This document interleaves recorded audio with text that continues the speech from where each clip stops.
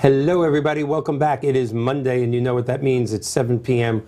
We are in the beautiful studios in downtown Port Richey, Florida, and it is time for 62 Who Knew, our 18th episode. That's amazing. 18 weeks we're on. Good job. Yeah, thank you. And, of course, we have our co-hostess with the mostest, Ms. Neda Cerrito, joining us tonight. Hi, everyone. And tonight is, as I said in our little videos that we did today, tonight's an exciting show. All of them are exciting, in my opinion, but, yeah, I may be a little biased. But I heard this person talk, this professional speak, about a month ago in a Financial Planning Association meeting, and I just loved everything she said. This is a large part of our show tonight is going to be centered around women in the financial world. As I said earlier in my video, if in fact our women viewers should enjoy this, if you have daughters, whether you're a mom or a dad, if you have daughters, they should enjoy this. There's something very relevant about what we're going to talk about. But before we get to our guests, as usual,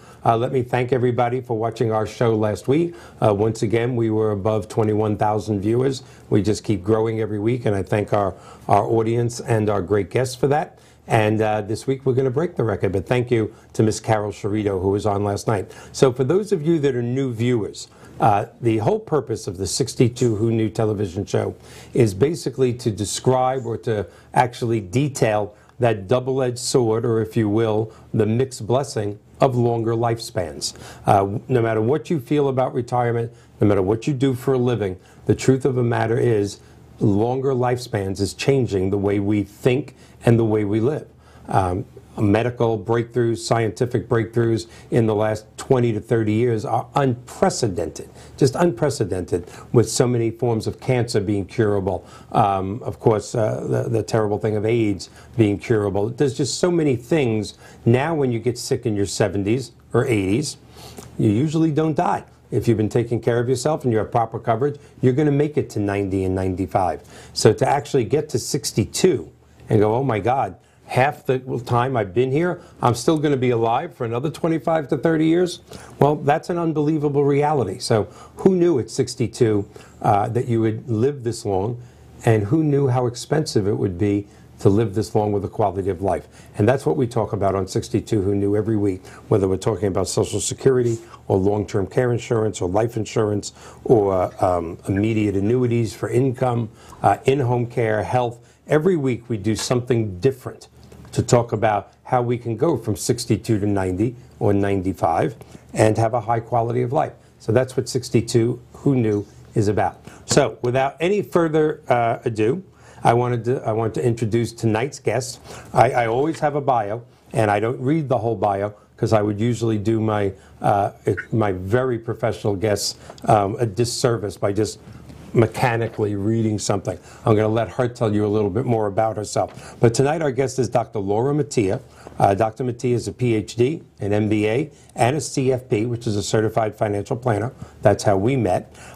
She is also the Raymond James Financial Planning Director at the University of South Florida. That's going to be something we talk about in the last segment. She is doing something amazing with young people, what I think is amazing, in the University of South Florida that I definitely want to discuss. And she wrote an incredible book called Gender on Wall Street, Uncovering Opportunities for Women in Financial Services. And when I listened to her presentation, as I said about a month ago in an FPA meeting, I was kind of enthralled by the things she was bringing up. So I would like to introduce to you Dr. Laura Mattia. How are you? Hi, Laura. Thank you, Micah. Hi, Micah. Hi, Neda. Hi. It's a wonderful life, right? It really is. If we don't run out of money, it really is, yes. So tell us, before we go into what we're really going to talk about, you're a certified financial planner, you're a PhD, you are director of an incredible platform at USF that I want to talk about later.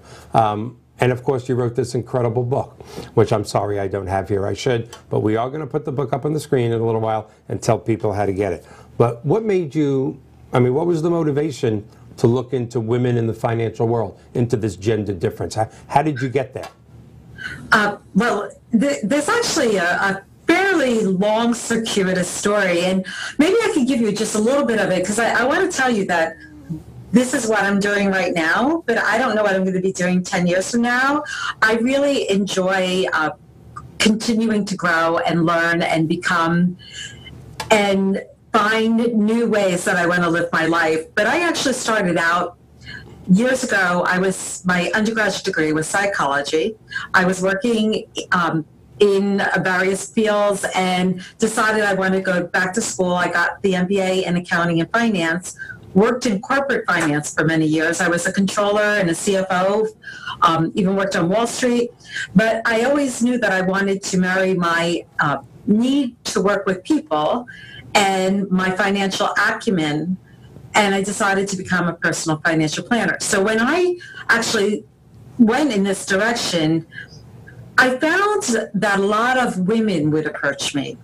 Mm-hmm. Even when I was working in corporate finance, women would approach me because I was one of the very few women, even in the corporate, we're talking about women as financial advisors in my book primarily. Mm-hmm. But even in the corporate world, there aren't a lot of women that are CFOs and controllers and working in those types of roles. So women would come to me, they'd say, gee, I have a 401k. I don't know what to do about it. Or I'm currently going through a divorce and I need help with a property settlement. Or I'm in credit trouble. I have too much debt and I need to get. But they would come to me and ask me for help. And I found that I really enjoyed working with them because they were truly looking for responsible guidance. They were looking to learn. I enjoyed that. And so then when I went into the personal finance arena, I continued to work a lot with women.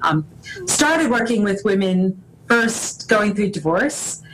I found that very, very There's difficult. a lot of those. Yep, it's really difficult. It's hard to imagine how people treat each other when they were once in love and they got married and now Not they're hard with us. We don't have to. I've been divorced twice, so I know. Okay, it can be very, very frustrating. So I don't do that work as much anymore, but I still do find that women tend to be attracted to me because they know that I'm going to explain. I'm not just going to tell them what to do, that I'm going to explain to them the pros and the cons of their decisions. I'm going to help them understand so they feel like they have some autonomy, some control over their future. And I enjoy working that way. So I started working with individuals. So my story is turning into longer than I even That's meant. okay. We can do a marathon like a Jerry Lewis thing. Go on. So I started working with women consumers who were looking for good, responsible guidance and started looking around and saying, well, where are all the other female financial advisors? Why are there not more female financial advisors? And started understanding that even there was a problem. And Absolutely. Through the work that I was doing teaching, whether I was teaching corporate finance or personal finance, the numbers are still very low in terms of enrollment there. Well, look at the meeting where we met. I mean, there was 30 people in the room, and there was 3 women, not including you. I mean, there it is. There's a little microcosm of the world, and that's wrong in the financial world. I think psychologically, if I was a woman, I really would want to do business with another woman. Why not? They would understand more. There's a certain feeling of comfort, I think, yes, especially in financial services. A lot of women feel that they were not paying attention. They don't completely understand. They're intimidated to ask questions. Are you more comfortable doing business with women in the financial world? Are you more comfortable, let's say, in your mortgage life, talking to a high-powered, realtor that's a female rather than male? What are you more comfortable with? I don't know. I think it just really depends on the person, really. I mean, but I do find that women do tend to gravitate towards me, kind of like she does. Right. Yeah. They seem to. I think they just bond with you easier than another man. It's less threatening. Absolutely. I think it's just a lot easier to talk to another woman to woman than I can see that. And I think sometimes men, maybe in that position, can be a little intimidating. You're being polite, but yeah. Well, I mean, Most men are rude to begin with, so if they have a lot of power, that's just life. As you get older, you realize you're in the area. The men are rude. Most men are rude. I don't think they they always realize that they don't have the patience to really explain. And women want to feel like they're engaged. They don't want to just be told what to do. They want to be part of the decision process. And that's just it's been shown through various pieces of research that they are more collaborators. They like to be, they want to check and they want to hear, okay, Dana, what do you think? And Michael, what do you think? And they want to discuss it. They don't want to just come up with all right, just do this. They want, no, what are the pros? What are the cons? What are the risks? I do find that women tend to make a decision quicker once they have all the information than men do. They're not as wishy-washy. That's interesting. A lot of times. That's interesting. So I don't know if you feel that too. I guess, sometimes I think that once they have all the facts and they know what they want to do, sometimes men will make decisions that I don't even know what facts they're using to make this. Most men make gut decisions that are too quick. Most of my mistakes in life were based on that gut decision without all the information. And, we got to go to a break. I didn't know I overplayed. Hold on 1 second, and we'll be right. Well, not 1 second. Okay. 3 minutes, and we'll be right back. There's one bee that loves going to the dentist. I am Dr. B. At Dr. B Pediatric Dentistry, we understand the individuality of each child. And they also teach us how to take care of our teeth. And offer an exceptional and gentle dental care experience for all children. With our laser procedures, we are able to provide gentler treatments and faster healing time. Come meet Dr. B. A big calorie free. Call Dr. B's Pediatric Dentistry today. Hi, my name is Mike Banner, and in addition to being the host of the 62 Who Knew television show, I am also the president of Professional Mortgage Alliance, where our passion is helping seniors entering retirement purchase their dream retirement home without the obligation of a monthly principal and interest payment. Please call me at 727-224-3859 or visit my website at professionalmortgagealliance.com.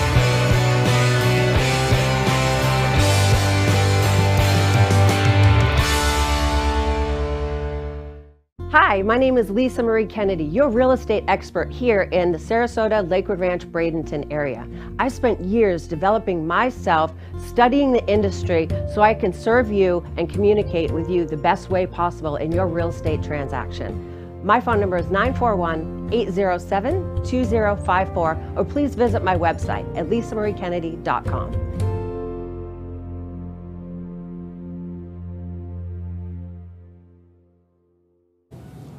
And we're back talking to Dr. Laura Mattia about the discrepancies, or at least the differences in gender in the financial services world. Now, when I saw you the first time, of course, you had the benefit of your PowerPoint presentation, and now you don't. There were many fields that women were catching up or equal to in legal, medical. Can you tell us a little bit about that? Because there's been great strides there.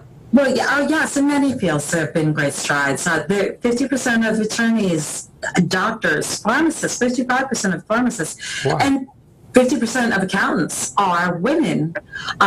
It's really financial services where there's a problem.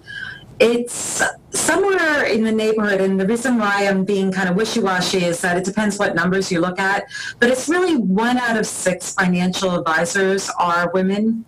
Okay. So there seems to be some real issues here that go beyond that are actual cultural, that they're embedded in the culture. But I do want to say something, if I can, on what we were talking about during break. Absolutely, you can.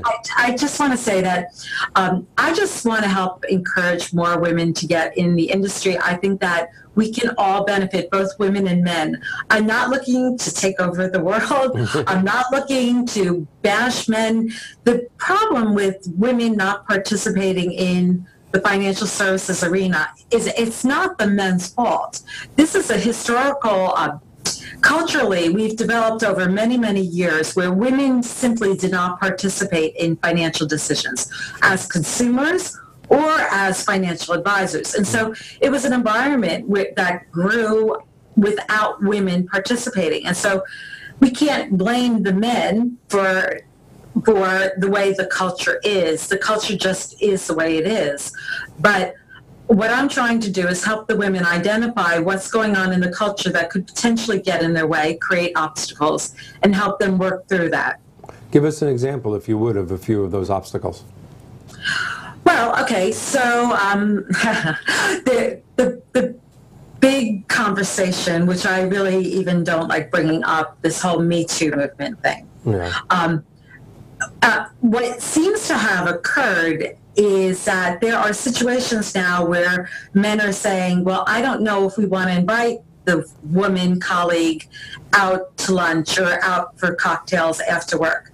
Meanwhile, I'm trying to tell women, all my career, I kept my head down at my desk. I worked during lunch. If I stayed late, it was only because I had a lot of work. Because I had children at home. I had to run home. And I'm telling women, no, you need to participate. You need to go for coffee. You need to go for lunch. You need to go out for drinks. Because, yes, they're talking about football. They're talking about fishing. They're talking about things you're not interested in, perhaps. Mm-hmm. But they're also building rapport. They're building a relationship. They're developing trust with each other. So now, when you're back at work and there's a new assignment or there's a new project, who are people going to choose to work with? They're going to choose the people that they feel like they know, the people that they trust. Mm-hmm. So something that basic, trying to tell women it's part of your job. You need to go out and develop these relationships. Yeah, which is, the sports thing and the going out and drinking and whatever. I'm not man bashing either. That commonly has been looked at as man stuff. Not just on Wall Street, not just in the financial world, but in any world. Hey, we're playing poker tonight, we're going to do this, we're going to shoot guns, whatever. That is very historical. It really is. It's hundreds of years old. It's hard to combat, and it's hard to change those type of things when they're that deep into society. It is hard, but that's why I'm trying to encourage them. Just go. Look, you don't have to drink. I've actually gone to a bar and ordered a martini, mm-hmm. which was water with an olive in it. Yeah. And looks like I was participating, enjoyed myself just as much, but, I wasn't in the mood to drink that night. Mm-hmm. There are things you can do, but to try to just fit in. Yeah, but you were there, and if somebody was thinking of working with you, you were there that they actually thought of you, as opposed to behind your desk. Right. Another thing, making sure that people are very, very clear on what you stand for, who you are, what's important to you, what your objectives are, what your goals are, what you want out of work. I had one situation I actually talk about in my book. A woman told me she was the best person for the job. It was an international assignment. And she thought she was definitely going to be selected for the job. She was not. And she went to talk to her boss about it, and he told her that he was protecting her because of her children. Well, you know what? She did not have children, nor did she plan on having children. Wow. But because she was the quiet little girl, little girl that sat in the corner and just got her work done, she just left it up for other people to make assumptions about who she was and what she wanted to do. So, we have to be very, very clear on what our goals are and what we want out of our job. And that's true for everybody, I think, men and women, because, if you don't make your goals clear, people are going to revert back, male or female, to whatever stereotype they think you fit into, and that's what they're going to assume you are. And it could be extremely far from the truth. Right. Yeah, mental heuristics. We use it all the time. We talk about it in behavioral finance, how people use shortcuts to make decisions. It's nobody means any harm. Yeah. Right? It's just the way we operate. We just try to find the quickest way to a decision. What have you seen? When did the book get published? July. The end of July. Has there been an uptick, in the last decade when you were doing your research for the book, the last 10 or 20 years, on women in financial services? You said it's about 16% now. Unfortunately, it's been very stubborn to change. It's been this way for a long time. I'm a CFP. We currently, our numbers are 23% of all CFPs are women. It's a slightly higher percentage there. It's been 23% for probably almost a decade now. So it is stagnant. I would think it would be going up. Right. A lot of the academics are getting CFPs, even if they're not practitioners. They get a CFP because they're teaching the next grade, a financial planner. Right. So you would think that it was going up, but we don't see that. And we don't see as many women entering into the industry. So that's one of the problems, is first of all, making sure that women understand the opportunity to come into the industry. But then there's also the problem of once they're in the industry and they get frustrated and they leave. Yeah, because it's the old boys club, like a lot of things. You can't blame them for getting frustrated. Right. So that's one of the reasons why I guess I was inspired to talk a little bit about what are some of these challenges, is to identify them for women. Because when I started working in finance, for years, I thought there was something wrong with me. Everyone said, oh, Laura, you're smart. You can do this. You can do that. You can do whatever you want. I got out there and wasn't necessarily successful all the time. And so I thought there must be something wrong with me. And it was only years later that I realized, oh, that's what was going on. This is part of the unconscious bias and the stereotypes and things that I didn't even realize were happening because I thought we were past it, but we're not. And so I'm a big believer in trying to call a spade so you know how to deal with something. Yeah, unconscious bias is something that's been discussed in the news, I think, the last few years, more than it has since the beginning of humanity. And there's a few ways to look at that, because it's used in racism. It's used in a lot of ways, unconscious bias. And what's so dangerous about that, quite frankly, is the term itself. I have no problem with it.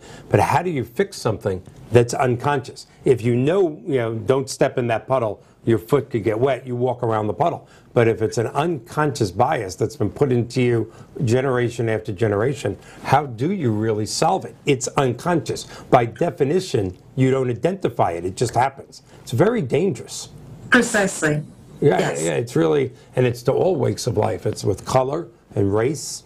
It does affect us negatively in most cases. And there are a lot of situations, I mean, most of us have it. To a certain degree or not. There's a little riddle that I've used a couple of times where I've told the story, and the story boils down to there's a question of who is the Wall Street executive. Well, the father was dead. In the riddle, I start out by explaining the father is dead. Okay. So, but it's a parental figure, and so people have so much trouble answering this. And when I say people, I mean women. I mean women that are, we're sitting in a discussion talking about women and money. Some of the women, one woman that had trouble with it, she was actually a sex and gender study degree person. So there are these types of questions come up and we don't even realize that they're tainted. And they'll say, oh, well, is the Wall Street executive, is it a brother? Are they gay? They'll have all these contorted before they think it's mom. How it could work. And all of a sudden somebody will say, oh, it's a woman. but that's not what they see in their head. I didn't hear you, John. I'm sorry. Say that again. 1 minute to break. Okay. Yeah, it really is. Our preconceived notions of life are sometimes a good thing, but I'd have to say in most cases are a bad thing.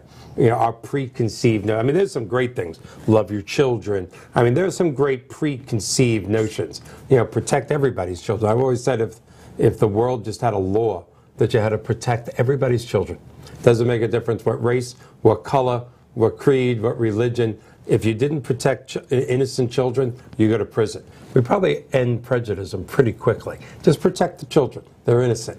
But yeah, these preconceived notions that are out there as the world is expanding, especially through social media, is kind of strangling us a little. So I want to talk. Okay. They were planted in our heads from the time we were born. We don't even realize it. Yeah. And all right, we'll go into a break, and then we're going to come back and talk about what you're doing with the college, which I think is incredible. There's one bee that loves going to the dentist. I am Dr. B. At Dr. B Pediatric Dentistry, we understand the individuality of each child And they also teach us how to take care of our teeth. and offer an exceptional and gentle dental care experience for all children. With our laser procedures, we are able to provide gentler treatments and faster healing time. Come meet Dr. B. I'll be calorie-free. Call Dr. B's Pediatric Dentistry today. Hi, my name is Mike Banner, and in addition to being the host of the 62 Who Knew television show, I am also the president of Professional Mortgage Alliance, where our passion is helping seniors entering retirement purchase their dream retirement home without the obligation of a monthly principal and interest payment. Please call me at 727-224-3859 or visit my website at professionalmortgagealliance.com.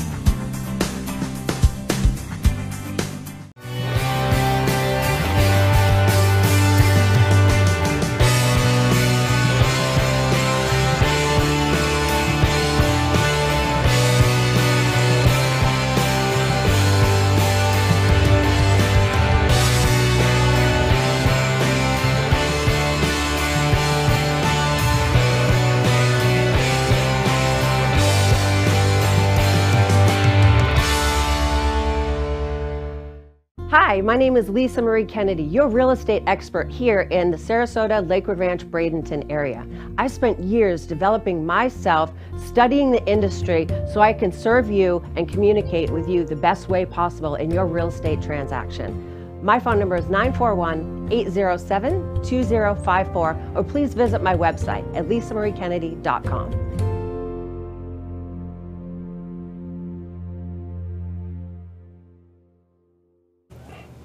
Hi, we're back with Laura. Laura, I wanted to ask you, you are, let's see, I got to put my glasses on. You are with the Raymond, or you're the director for Raymond James Personal Financial Planning Program at the University of South Florida. Boy, that's a mouthful. Right, yeah. And a lot of people think I work for Raymond James. I don't work for Raymond James. Raymond James paid for my chair. Okay. So they helped fund the program. Okay, that's what I figured. They're kind of like a sponsor of the program or something. Right. They probably have And first dibs at those students. Yeah, that's interesting. Do they get first dibs at the student for paying for your chair? Well, I mean, they do get a lot of access to the students. They also come and participate in a lot of different projects and little side boot camps and different things that we run. They've been very supportive. So John paid for much and they're of in our it. backyard here. So, well, tell us a little bit about that program then. What is, it's an actual degree that they earn, and I don't think they had that when I went to school, of a personal financial planner. So tell me about that. How is it different from the other degrees, and what, how is it different? So personal financial planning as a degree has been an evolving, personal financial planning, of course, has been evolving in itself, the occupation, becoming more and more a profession as time goes on. A lot of people still view financial planners as those people that sell me a product. They sell me a life insurance product, or they maybe work at a brokerage and they just, sell me some stocks or bonds.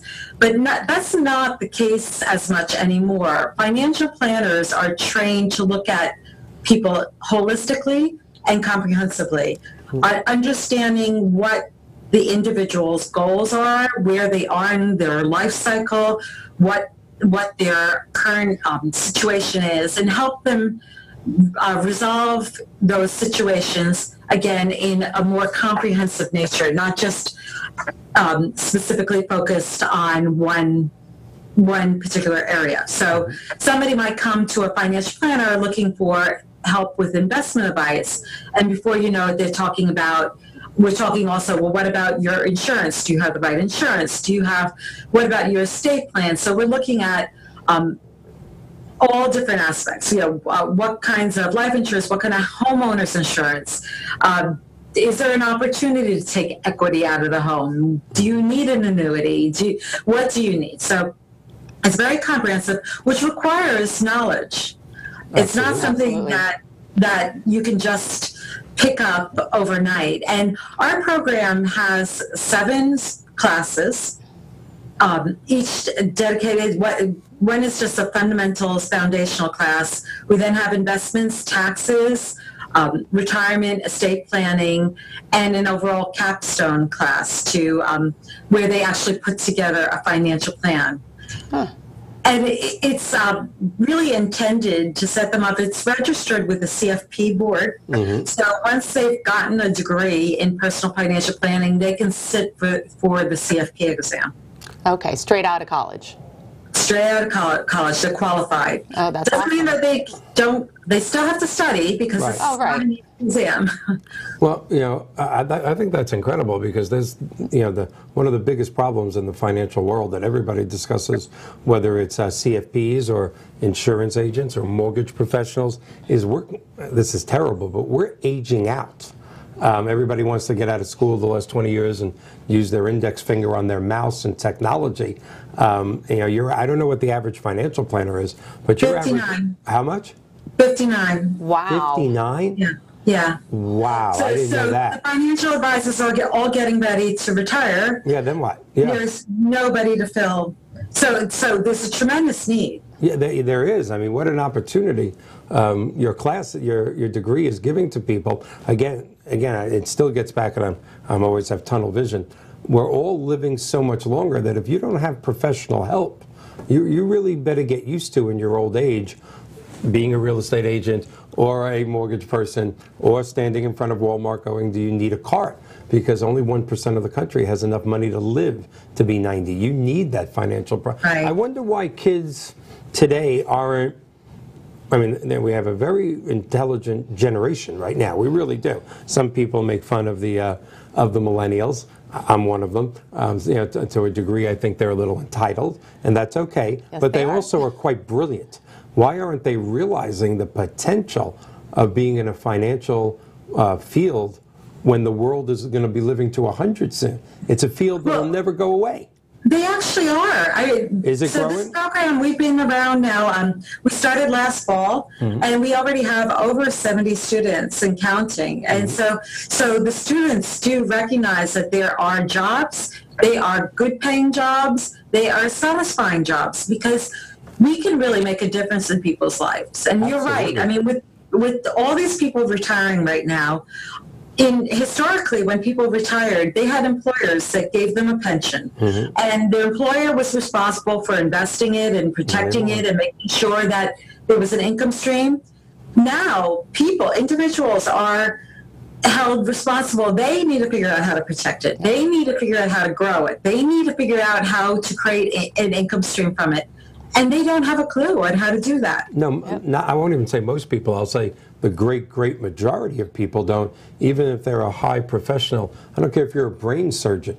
They don't usually know what to do with their money for 30 or 40 years, so one day they can retire. That's a specialty all in its own.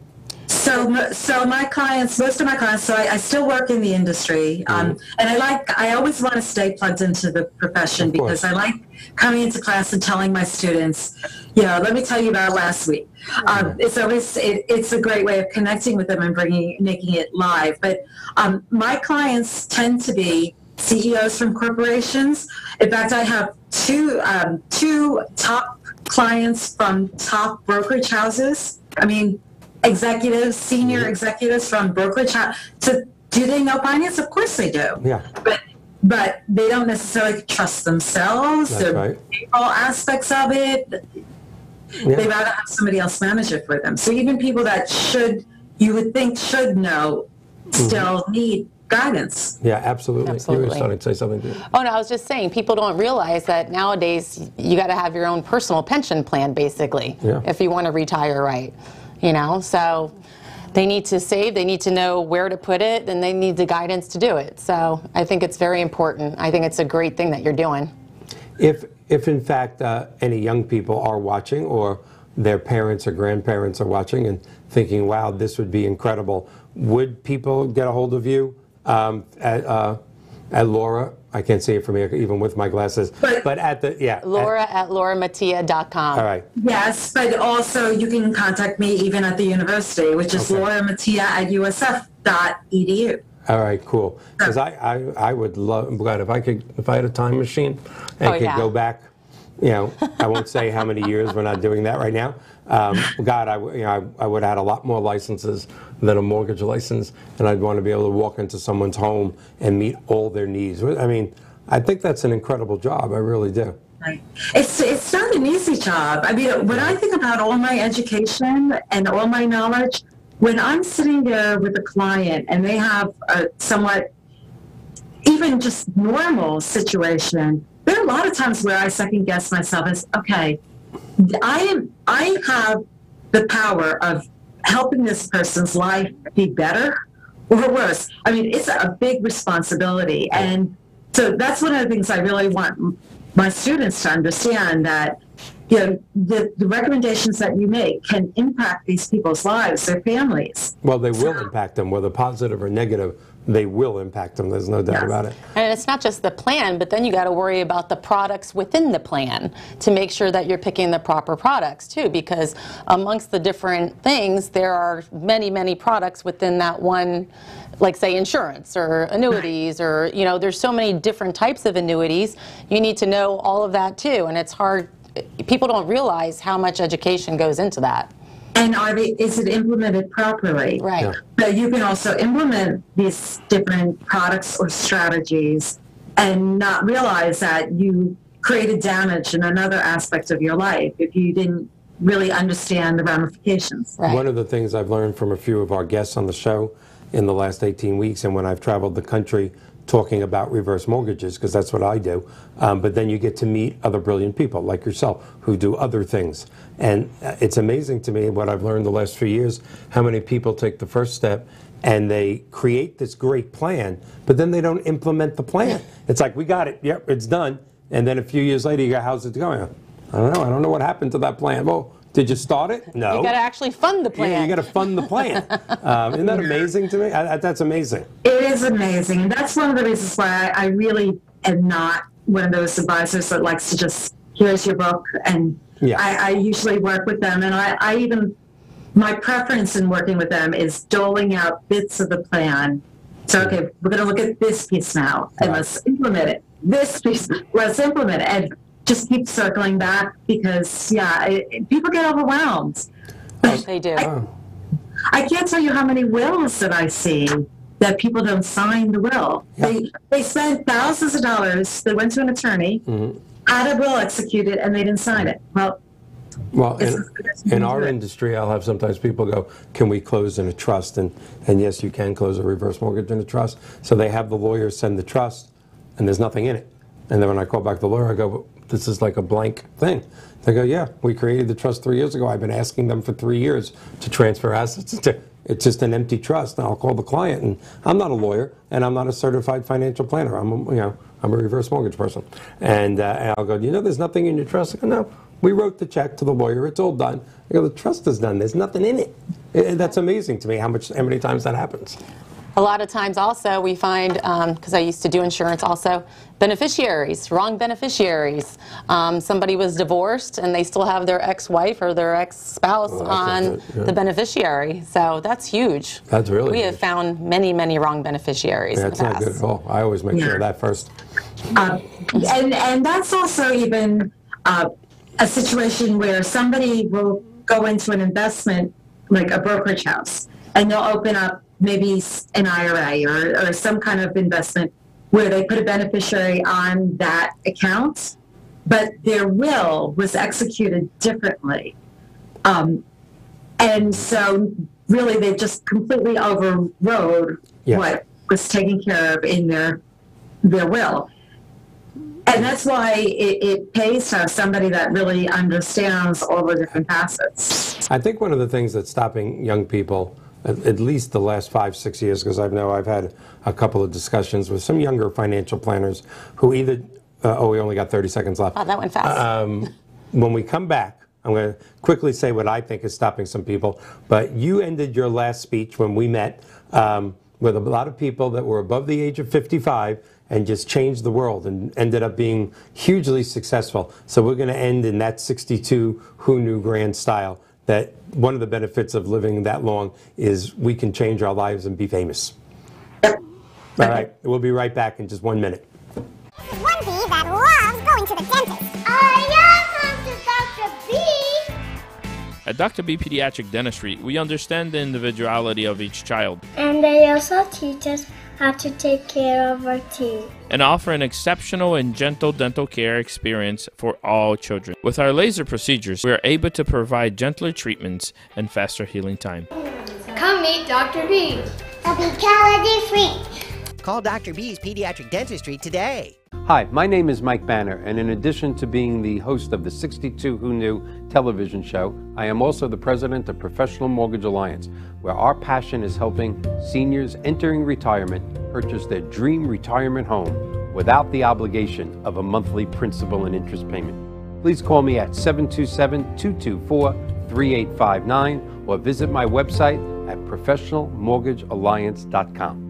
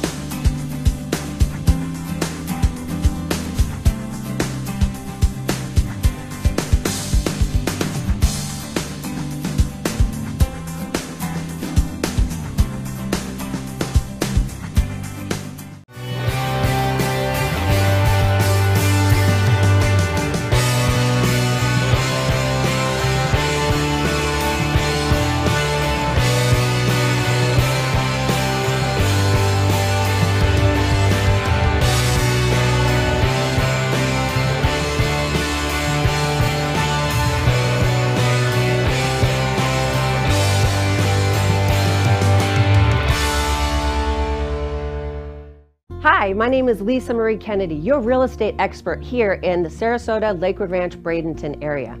I spent years developing myself, studying the industry so I can serve you and communicate with you the best way possible in your real estate transaction. My phone number is 941-807-2054, or please visit my website at lisamariekennedy.com.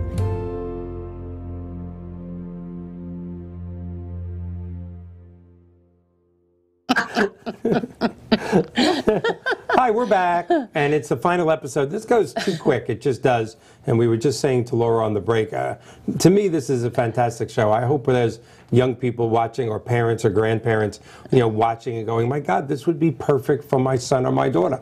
They want to help people. There's technology involved, lots of technology. But what I started to say before, and then we're going to go into True 62 Who Knew, and you're going to tell us and give some examples about people in the later part of their lives reinventing themselves. But I just want to touch on for a second, I think a lot of people, young and old, but specifically young, in our last great recession of 2008 through 2012, 13, whenever it ended, you could be a financial planner in this country and be the most honest, most experienced. You had your people in General Motors. You had your people in Fannie Mae. I mean, these are the best stocks in the United States of America. And then they went bankrupt. So there is a big danger there that based on the economy, you could give people the best advice in the world and still everything can go south. And who are the clients going to blame? Not the economy, not Washington, D.C., but they are going to blame you, the financial planner. Right, but that's why we do talk about risk. Mm-hmm. It's not always just return. We're always having conversations around risk. Mm-hmm. And what are the potentials for that risk? What's the probability for that risk? Yeah. And so even when I sit down with my clients, as I'm teaching my students, you need to talk to your clients about the risk. Yeah, it's an old joke, but I've seen it for years. A financial planner told me about it many years ago, and then we're going to switch topics. When everything's going well in the investments and the portfolio is growing, that's because the clients are brilliant and they had the guts to do what they wanted to do. When everything's going wrong, it's the financial planner's fault. They're either the hero or they're not, but there's no in between. Yeah. I have to tell you, Michael, in 2008, my clients were hugging and kissing me. Mm-hmm. They knew that I was protecting them and that they could have been in a lot worse condition if they weren't working with me. So you communicate with your clients and you educate them and you let them know what's going on. And that's what you do, communication. Yep. All right, well, when we first met, you ended your presentation talking about people in their 50s and 60s that reinvented themselves and, and really famous people too. So, again, we're always talking about a lot actually, of the downside of longer lifespans and why don't you have your long-term care insurance and why didn't you do this? But there is some positive things to living to be 85, 90, and 95. You can do a lot of great things in those years. Would you mind giving us some of those examples when I first met you? Absolutely, yeah. By the way, I don't know what I'm doing when I grow up. And, I have been working with a woman who's in her mid-70s we've been working on goal setting and developing her next career. So it's really, really inspiring and exciting when I see somebody like that. But, if we just go down the list, so, Martha Stewart didn't actually start her Martha Stewart for Living until she was 48. Duncan Hines did not, I think he was around age 73 before he licensed the right to use his name. Oh, wow. Wow. Ray Kroc had passed his 50th birthday before he bought the first McDonald's. Mm-hmm. Julia Childs became, had her first television debut for French Chef in her 50s. Mm-hmm. Colonel Sanders started his idea when he was 65 years old, believe it or not. That's when Kentucky Fried Chicken started at 65 years old? Yes. That's amazing. That is amazing. Old. He had started that whole thing. Sam Walton from the Waltons, Walmart, he started that, I think, when he was in his mid-40s. Mm-hmm. I'm starting to draw a blank. No, that's okay. I know one of my stories of a woman that ran her first marathon when she was 82. I mean, there's stories out there which are just so inspiring and exciting. I don't remember his age, but I know he was up there. Rodney Dangerfield really didn't become a worldwide comedian till his upper 50s, or maybe I'm off a little. And he's one of my favorites. Yes. Mm-hmm. It's really amazing. So there are benefits to longer life. Yes, we have more knowledge, right? Yeah, oh yeah. What's that cliche? What's that cliche? Knowledge is, no, wait a minute. Knowledge is power? No, not just knowledge is power. Something's wasted on the youth. It's an old cliche, and I don't remember, but it'll come back to me. So, okay. But that's like, so when I sit down with people and they come in and they want to talk about their retirement, do I have enough money for retirement? My first question is always, what are you going to do? Mm-hmm. What are you going to do that makes you wake up every morning and click your heels together and say, it's a wonderful day and I can't wait to start? Mm-hmm. Because it is a tremendous opportunity to live life more on your own terms, mm-hmm. as opposed to what everybody told you to be doing the past 60 years. Absolutely. Do you find that a lot of people that you ask that question to look at you and go, wow, I don't know. No one's ever asked that question before. Because that's a neat question. I have some people that will give me that, oh, I'm going to play golf. And I'll do, really? Every day? Yeah. All day long? Yeah. So I do sometimes get some people that will start, they'll be quizzical. But I have to tell you, the people that don't plan out something are usually not so successful in their retirement in terms of achieving the happiness that they were really looking for. Absolutely. You can't just sit around and do nothing. You're going to be bored, especially if you were doing something mm-hmm. for many years. And every survey and medical study in the world really says if you do sit around and do nothing, even if that nothing is golf 5 days a week, but you're not being productive part of society, that it shortens lifespans. Mm-hmm. Every study says that getting up and having something to do is what keeps your brain going and your heart pumping. There's no way to get around it. Right. One of the dangers that they are finding is that people are unfortunately retiring, they're not volunteering to retire. Yes. They're being forced to retire earlier than they wanted to. And that's a big problem. Well, that could be a show in itself, because funding their retirement, bringing in younger people for a lot less salary, because they're looking for jobs. We could do a whole show on, why are people being forced to retire when they're still great, still productive, still sharp as a tack? Because there's good reasons, but most of them are bad reasons, in my opinion, why people are forced to retire. Yes. But that's what we see, a lot of people being forced to have to live off of Social Security because mm-hmm. they haven't properly prepared. And that, I'm sorry, go ahead. No, keep going. No, I was just talking about, I don't know if you've talked much about like the tax implications. A lot of people don't understand that the problem with taxes, if they have saved money, that it's sometimes not as much money as they thought it was. Yeah, we've lightly touched on that, but have never brought in an expert to talk about that. We also have lightly touched on really, everybody when they're growing up, or at least in their 40, we're going to get to 62, I'm going to get that nice Social Security check. I've been paying in my whole life. It's about time I got some of it back. But in today's world, I know many people are making the decision to defer to 66 or 70 and keep working. I don't think many people realize they may not have an option. You just can't stop working at 62 like your grandfather did. We're living too long. Right. Well, it's possible you could live as long in retirement as you did working. Yeah, exactly. Isn't that amazing when you think about it? That is amazing. Well, I want to. We're going to talk in just a few minutes about what's coming up in the next month. Do we have John? Could we put up Dr. Mattia's book for a second? And there it is. I definitely recommend you reading this. I recommend women read this. I recommend fathers who love their daughters read this, because you're right. They need to go after this, because it's one of the last final frontiers. You said they're catching up in medical and legal and everything like that. Is that correct? Correct. All right. So if you want to get the book, go right to the email on the screen. Thank you so much for being our guest. And there we go. That's great. No, I hope you'll come back next year and do some great things with us. And there's no doubt Nate and I will come to you in Tampa and sometime during December, and we'll have a holiday lunch. We have about a minute left, so thank you so much for being here. We have a good December planned. for our show. We had a couple of great guests. We might be taking a couple of Mondays off because of the way Christmas falls, and playing some of our better shows of the past. So there may be some repeats. Maybe we'll have a guest host. I'll see if Jay Leno's available because he's really good at guest hosting. That's how that all started with the whole Tonight Show thing. But I did forget to do this at the beginning. I hope all of our viewers and everybody had a wonderful Thanksgiving with their family. There's 1 minute left. The holidays are coming. You know, we were discussing this earlier.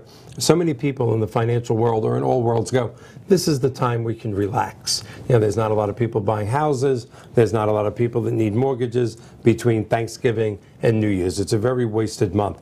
And I have found in my career, nothing could be further from the truth. This is the month where people do want to get things done. Sometimes it's for tax purposes. Correct. Before December 31st. Or, this is the time to buy a house, to get a mortgage, to make up your mind, to find a financial planner, to change your career. You know, the two biggest New Year's resolutions for the history of time have always been, I'm going to get in shape and I'm going to buy a house. So we're going to see you again next Monday. Nader and I will do that. Get prepared for the holidays. But again, thank you, everybody. I hope you had a wonderful Thanksgiving with your family, and another one in the can for 62 Who Knew. Thank you, Nader. Thank you. Bye-bye.